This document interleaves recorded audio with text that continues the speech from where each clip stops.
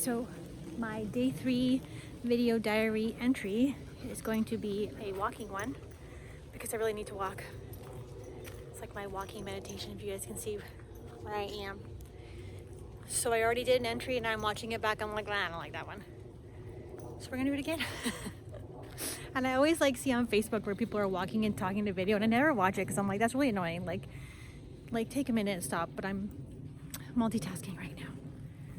So day 3 has brought me to a morning after a sleepless-ish night where, I've been having weird dreams for a while, and I think that's, a lot of people are having that. What's coming up in the energies and the planetary stuff is that people are having weird dreams because your unconscious things that you had when you were a kid and things you didn't deal with, things that you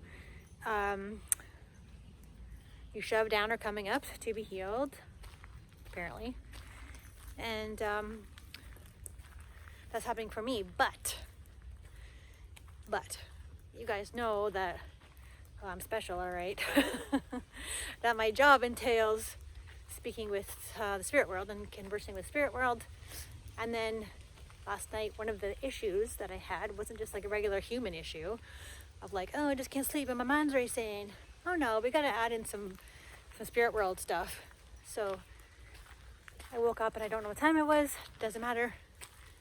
There was a heaviness, spirit energy on my chest, like sitting on my chest, almost like a floating. Like, have you ever seen those horror movies where, like, I want to say like Pet Cemetery, where there's like that cat sucking the breath?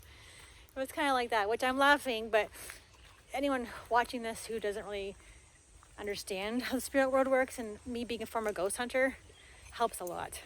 So if this ever happens to you, all you do is you just get firm with your boundaries. It's the boundary issue in the human world manifesting in the spirit world. So I didn't protect myself before I fell asleep, which if you're like, why would you have to protect yourself when you go to sleep? Just go to sleep, man.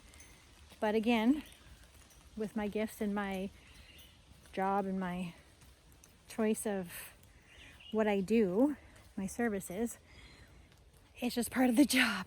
And there have been like crazier stories than that, trust me. That's nothing. To wake up with a heaviness on your chest, so this morning I'm like, because I'm tired and I think weirder things when I'm tired.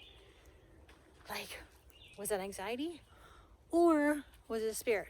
So my issue or my struggle lately is like sort of putting the spirit world and the human world together. Or how are they different or how are they the same? Because they're pretty damn close, which I know sounds really weird, and maybe that's another journal entry for the mosquitoes are biting my head. So this heaviness was on my chest and I knew it was a spirit. And so I'm like, get off. And it didn't take very long. I called in my team, whatever god awful hour it was, and I'm like, get off me. So it disappeared. But it's very similar to the feeling of anxiety. If you ever had anxiety of this heaviness on your chest, right? So that happened. Didn't sleep well. I get anxiety when I don't sleep because I got things to do today that require my attention and my focus. And I'm like, okay, get your tools out, get your breathing out, go walk in nature, right? We're doing that first step. And